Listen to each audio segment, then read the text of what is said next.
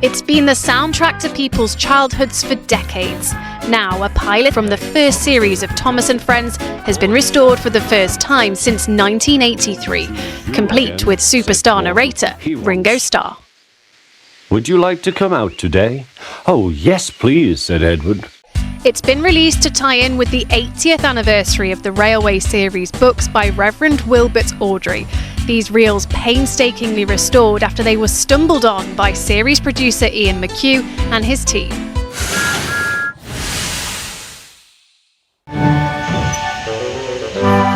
One day, Edward was in the shed where he lived with the other engines. They were all bigger than Edward and boasted about it. The driver won't choose you again, said Gordon. He wants strong engines like us. But the driver and fireman felt sorry for Edward. Would you like to come out today? Oh, yes, please, said Edward. So they lit his fire, made lots of steam, and Edward puffed away. The other engines were very cross at being left behind.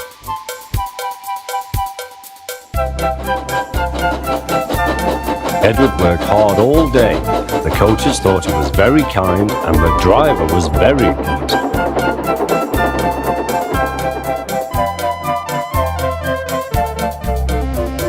I'm going out again tomorrow, Edward told the other engines that night.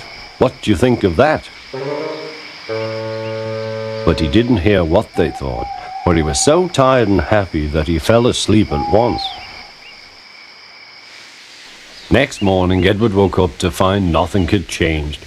Gordon was still boasting. You watch me, little Edward, as I rush through with the express.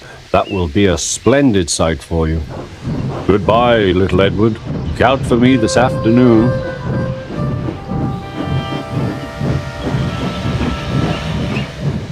Edward went off to do some shunting.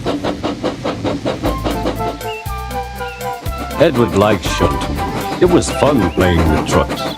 He would come up quietly and give them a push. Then he would stop and the silly trucks would go bump into each other. Oh, they cried. Edward played till there were no more trucks. Then he stopped to rest. Presently he heard a whistle. Gordon was very cross.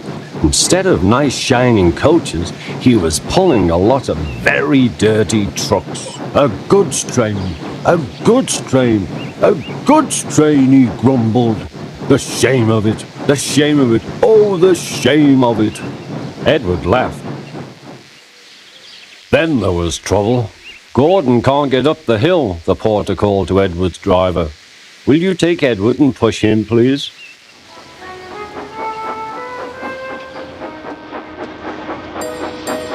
They found Gordon halfway up and very cross. His driver and fireman were talking to him severely. You're not trying. I can't do it, said Gordon. The noisy trucks hold an engine back so. We've come to push. No use at all, said Gordon. You wait and see, replied Edward. It was a lot harder than they all thought. I can't do it. I can't do it. I can't do it, puffed Gordon. I will do it. I will do it. I will do it, puffed Edward. Edward pushed and puffed and puffed and pushed as hard as ever he could. And almost before he realized it, Gordon found himself at the top of the hill. I've done it. I've done it. I've done it, he said proudly. He forgot all about Edward and didn't wait to say thank you. Edward was left out of breath and far behind. His driver and fireman were very pleased with him. I'll get out my paint tomorrow and give you a beautiful coat of blue with red stripes. Then you will be the smartest engine in the shed. Once, an engine attached to a train was afraid of a few drops of rain. It went into a tunnel and squeaked through its funnel and wouldn't come out again. The engine's name is Henry. His driver and fireman argued with him. but he would not move.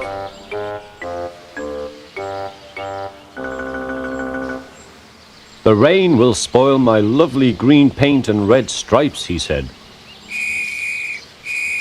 The guard blew his whistle till he had no more breath and waved his flag till his arms ached, but Henry still stayed in the tunnel and blew steam at him.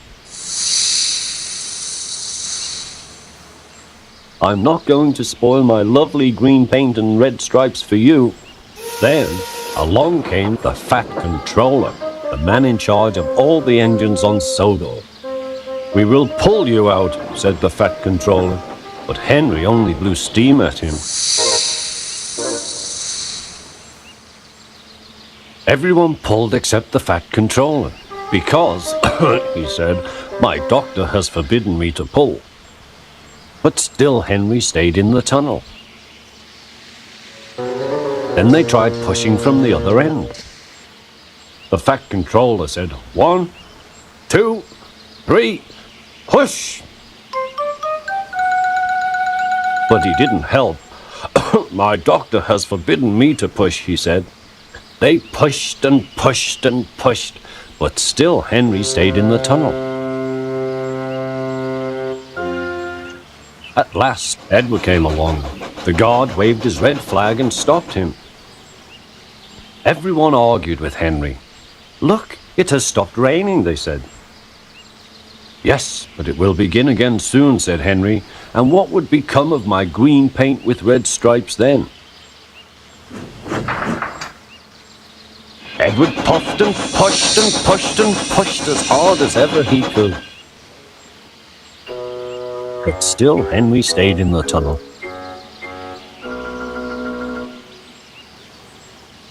Eventually, even the Fat Controller gave up. We shall take away your rails, he said, and leave you here for always and always and always. They took up the old rails and built a wall in front of him so that Henry couldn't get out of the tunnel anymore. All he could do was watch the trains rushing through the other tunnel. He was very sad because he thought no one would ever see his lovely green paint with red stripes again. As time went on, Edward and Gordon would often pass by. Edward would say, "Peep, peep, hello."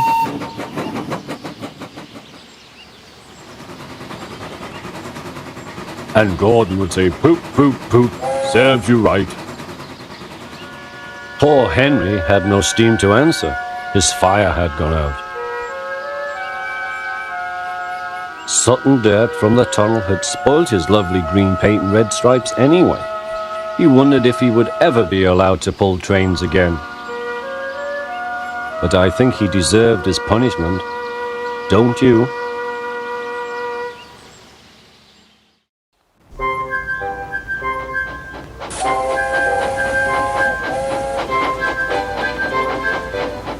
Gordon always pulled the big express. He was proud of being the only engine strong enough to do so. It was full of important people, like the Fat Controller, and Gordon was seeing how fast he could go. "Hurry, hurry, hurry," he said. "Tickety-tock, tickety-tock, tickety-tock," said the coaches. In a minute, Gordon would see the tunnel where Henry stood bricked up and lonely. Oh dear, thought Henry, why did I worry about rain spoiling my lovely coat of paint? Will the Fat Controller ever forgive me and let me out again? "I'm going to poop at Henry," said Gordon. He was almost there when... And there was Gordon going slower and slower in a cloud of steam. His driver stopped the train. "What has happened to me?" asked Gordon. "I feel so weak." "You've burst your safety valve," said the driver. "You can't pull the train anymore." "Oh dear," said Gordon. "We were going so nicely too. And look, there's Henry laughing at me." Everyone came to see Gordon. "Huh," said the Fat Controller. "I never liked these big engines. Always going wrong. Send for another engine at once." Edward was the only engine left. "I'll come and try," he said.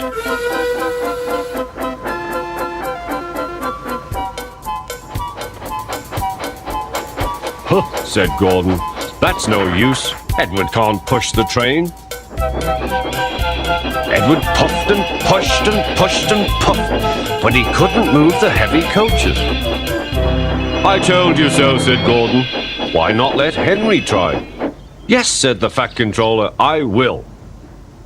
"Will you help pull this train, Henry?" he asked. "Oh, yes," said Henry.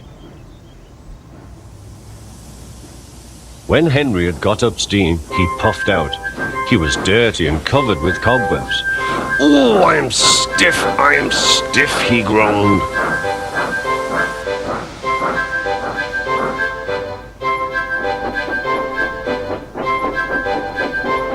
When Henry came back, he felt much better. Then they coupled him up.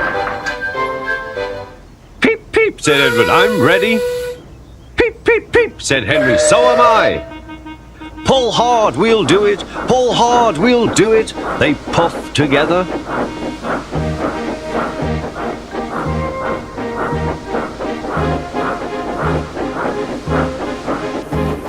"We've done it together, we've done it together," said Edward and Henry. "You've done it, hooray! You've done it, hooray!" sang the coaches. Everyone was excited. The Fat Controller leaned out of the window to wave at Edward and Henry. But the train was going so fast that his hat blew off into a field where a goat ate it for tea. They came to the station at the end of the line. The passengers all said thank you, and the Fat Controller promised Henry a new coat of paint. On their way home, Edward and Henry helped Gordon back to the shed. All three engines are now great friends. Henry doesn't mind the rain now. He knows that the best way to keep his paint nice is not to run into tunnels, but to ask his driver to rub him down when the day's work is over.